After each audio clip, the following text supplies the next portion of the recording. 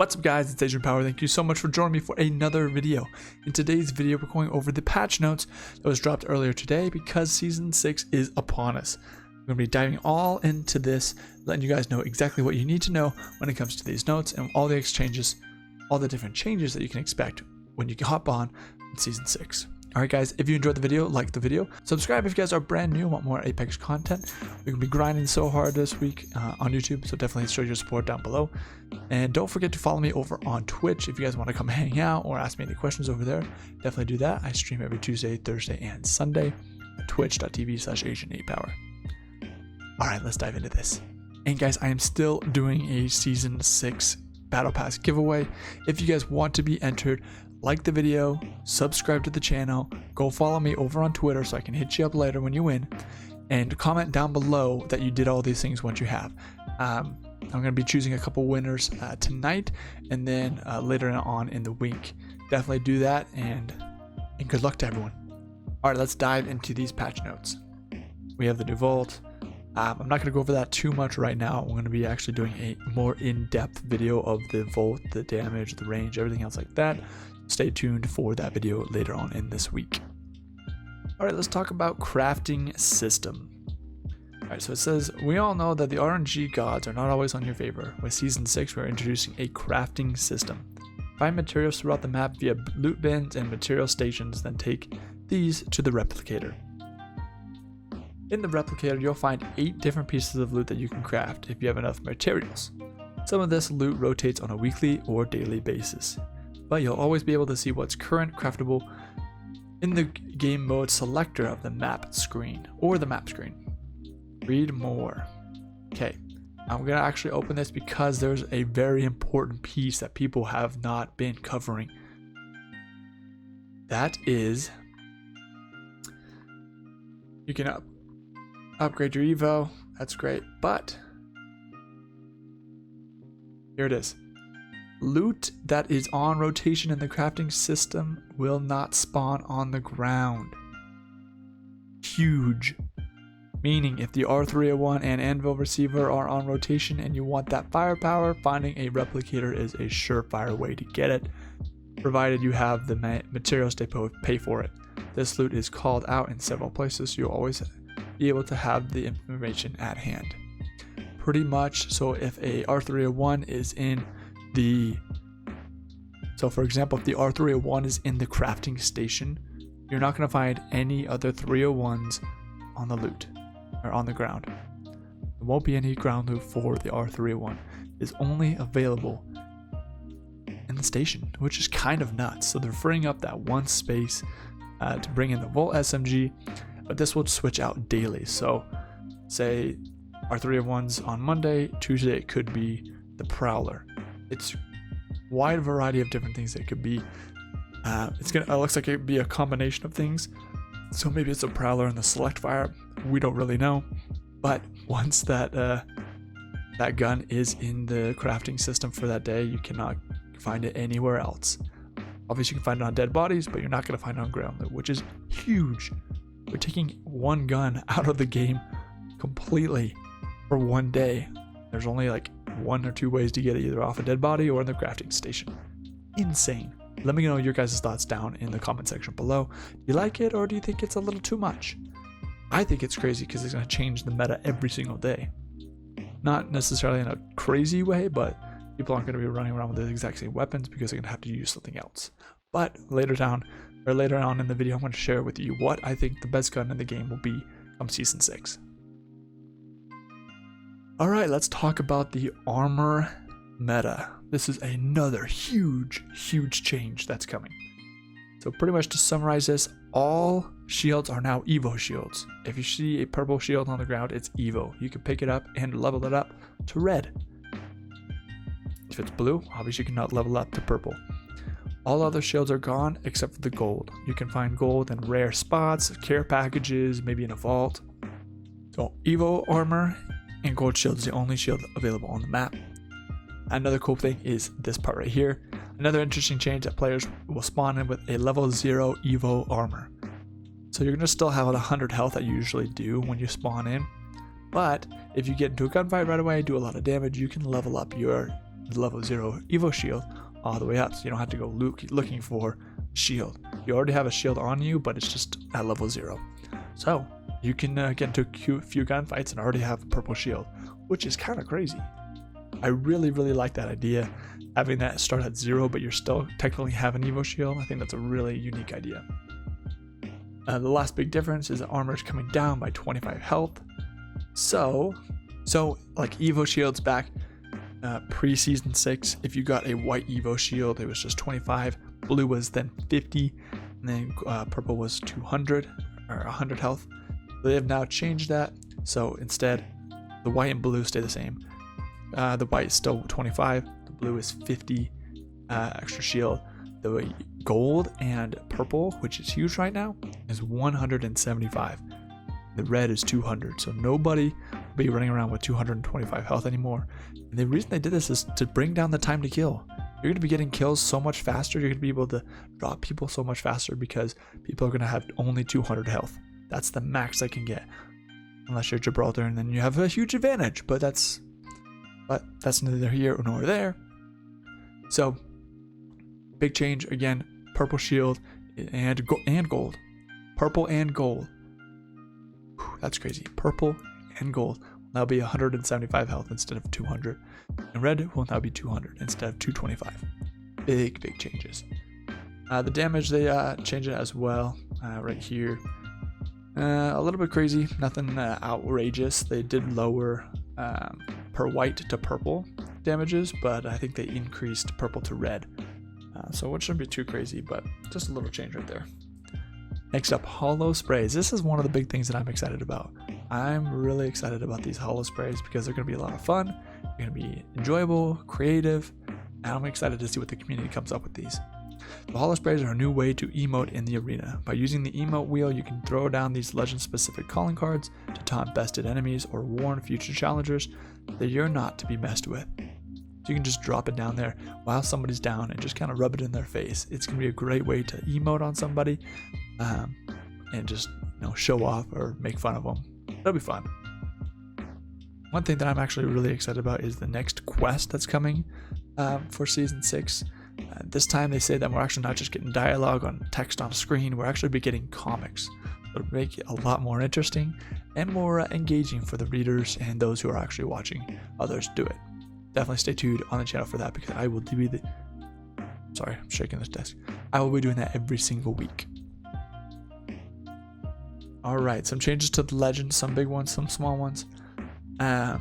Recon class, what this is saying is the Recon class is Pathfinder, Crypto, and Bloodhound. All these have now a class passive, so they can all use the recon beacons. So they can scan them and see the next ring just like Pathfinder can. But to give Pathfinder a little bit extra boost, since he was the original person who could do this, every single time you do that, the cooldown for his zipline is reduced by 10 seconds. So you can scan all the beacons in the map and reduce it by a whole bunch. So again, Pathfinder, Bloodhound, and Crypto can do that.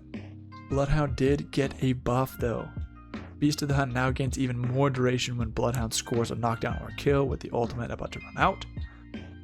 Eye of the Allfather, which is his tactical, during the Beast of the Hunt, Eye of the Allfather now comes out twice as fast and has a much shorter cooldown. And you can see that right here. That goes to 6 seconds. So if you're in the Beast of the Hunt, you're going to be able to scan 6 seconds later. You can scan again, and then when the activation of it is so much faster, the spread of it is so much faster.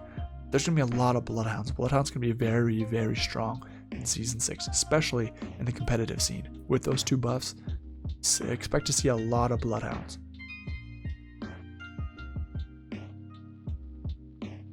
Next up, Crypto. He got a little bit of a buff when he is in his surveillance drone, when he's doing the survey beacons or activating a respawn beacon in the drones. It's usually you have to hold the button, whether that's square or X or whatever it is on PC. You have to hold it there for a few seconds to activate either the drone or activate the survey beacons or the respawn beacon. Crypto, you can just press a button and it's done automatically, quickly, easily, very, very fast. So that's gonna be a pretty big change for Crypto users. Next up, they made his surveillance drone slightly easier to hit, but also doubled its hits points. So it's going to be taking more bullets to hit, but they're making it easier to hit. They're actually not changing its speed. They're changing its hitbox. So its hitbox, let's say, is like this big. Now it's bigger. So that's just for reference. Obviously, you can see here this is a cube of edge length. I don't really know exactly what that means. Just know that it's bigger. So, but 30 health to 65 health. Expect to be able to shoot those down a little bit easier. At least that's what Apex is hoping, but we'll see. Changes to Revenant, which is much needed. The Revenant was very, very strong, especially in the competitive scene. Oh, I forgot. The drone for Crypto will now slow enemies, or not enemies, will now slow teammates. So if your teammates are pushing into a building while you're EMPing, they will actually be stunned as well as the enemies, just to reduce really hard pushes that you can get with Crypto. That's a nerf for him and the team. So that's what this is talking about with Revenant here, talking about the pushes. Whenever he gets hit by an EP, it's gonna be a lot slower. And then after the being recalled by the death totem, players cannot use Race Dimensional Rift after that as well, which is incorporated with that really heavy ranked push. Loba. So while Loba was very popular, she's been struggling to keep up more recently. Pretty much they found out that her tactical was good because her battle success, combat success, was very high, but the team's win rate was pretty low. So they said, oh, tactical seems to be doing just fine, probably because nobody would actually use it. So they decided to change her ultimate and cool it down from 3 minutes to 90 seconds, which is actually really, really big. You're a minute and a half, and you're going to be able to loot up super, super fast. So I don't think it's going to change a lot, but it'll just be more nice to be able to have that black market more often. Next up, Gibraltar. Defensive bombardment increased, so now it'll take 4.5 minutes to get that, which is a pretty long time, so you won't be seeing as many of those throughout matches on Apex. This is super surprising. Bangalore did not get as much love as everybody thought she would. The only thing she got is to her ultimate, so every 3 minutes she'll be able to throw down her Rolling Thunder. That's it. I'm really, really surprised by this because so many people were expecting Bangalore to get buffed in a major way, but she's pretty much in the exact same spot, probably middle of the pack when it comes to Legends. Nothing too great about her, but she's still viable. Next up, a little change here for Wattson. Her pylon will now take out caustic barrels that are within the range, which is nice. And then here we get into the juicy stuff when it comes to weapons. Alright, so we see here they started off with this, whatever reason, the energy mags and turbocharger are hopped up. Or hop up is now in the game. So you know the devotion is coming to floor loot. The devotion is out of the care package, now back on the floor loot. This right here was absolutely wonderful and I wanted it so bad. Precision choke taken out of the game completely.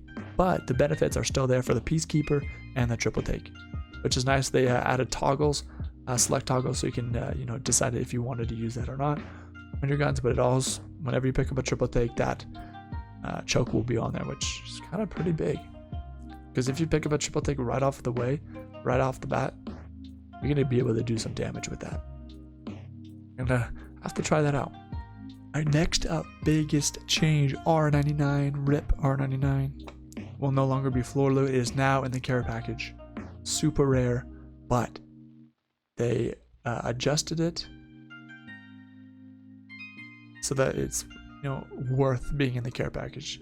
Damage increased from 11 to 12, increased magazine size to 32, ammo reserve 160. So the R99 is still going to be crazy deadly coming out of the care package, but you won't see as many R99s. This is the reason mainly they did this is to let the Volt shine a little bit more. So now the only SMGs in the game, as far as floor loot, is the Volt, the Prowler, and the Alternator.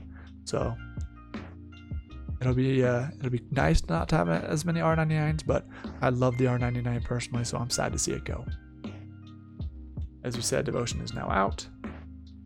Fully kitted weapons, you can see that here. I'm not going to go over it too much. They did some changes to loot. I'm not going to go over that as well, but you guys can read that in the patch notes if you guys want to. Weapon updates. This is one thing that I did want to cover. The Hemlock. This is a weapon I feel is going to be one of the best weapons in Season 6. Reason being is reduced vertical recoil in burst mode, so it's not going to be bouncing up and down as much when you're shooting that burst. The burst mode is actually going to be quicker, so shots between the bursts is going to be a zoom zoom really fast. And then they slightly reduced the recoil pattern on the second and third shot, so the burst fire kicks less, so the spread is going to be a lot tighter as well, so you're going to be hitting those shots a little bit easier. All 3 bullets, it's going to be deadly. I'm telling you, watch out for the Hemlock Season 6. Charge rifle, some changes, nothing crazy because no one likes that gun anyways. I think they should take it out, but that's just me. Triple take, it's increased fire rate. Magazine got buffed, and then the choke that we just talked about. Improve the Spitfire. Improved recoil controllability. Hopefully that'll help the Spitfire when it comes to mid-range, because it was awful mid-range. I don't think a lot of people are still going to be using the Spitfire, but the Havoc is going to become a brand new gun as far as using it, because they're changing the recoil pattern. Apparently it was just a lot of horizontal recoil, which made it hard to balance. But they're going to put more of a recoil pattern that's more similar into other guns in the game. So what I'm guessing is going to be horizontal, and then it's going to kick back and forth, left and right, which is not going to be very good. I feel like the Havoc's going to be used a lot less in Season 6. Mozambique got some love. The first time in 6 seasons, the Mozambique finally got some love. Increased clip size from 3 to 4. This isn't game changing or anything. I wanted it to be 5 at least. But 4, I can manage with that. Ooh, P2020, my favorite secondary of all time in the game. Got some love. Increased damage from 13 to 15. Decreased hammer point multiplier from 2.7 to 2.35. So using the hammer point won't be as crucial. But this says it's going to leave the damage unchanged in most scenarios. ... Who knows what that'll mean? But we'll see. Exactly what that means later on. Increased mag size from look at that. Getting a nice little buff here when it comes to the base. I'm excited for that. Sentinel got a buff. Only requires 1 shield cell if you have a gold armor. Prowler got hit some with a nerf and a buff. So in the burst mode, the vertical recoil got a buff, so it's going to be a little bit tighter spread when it's shooting up, a lot less jump. And then but they increase the recoil when it's in auto mode, so expect the recoil to be shooting up a little bit higher, so you're going to have to pull down a little bit more on that stick. So quality of life things we'll quickly go over. Supply drop weapons are now red to avoid confusion with fully kitted gold weapons. So when you ever see a red weapon, know that it came from a care package. And they did change end zones so that they won't be like in the middle of a mountain where it just splits you guys up. It won't be, hopefully it won't be any crazy like that, but we'll see.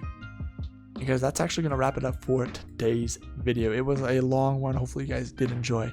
Let me know all your thoughts down in the comment section below. Don't forget to enter that giveaway for a free battle pass, and we'll see you in the next video. Peace.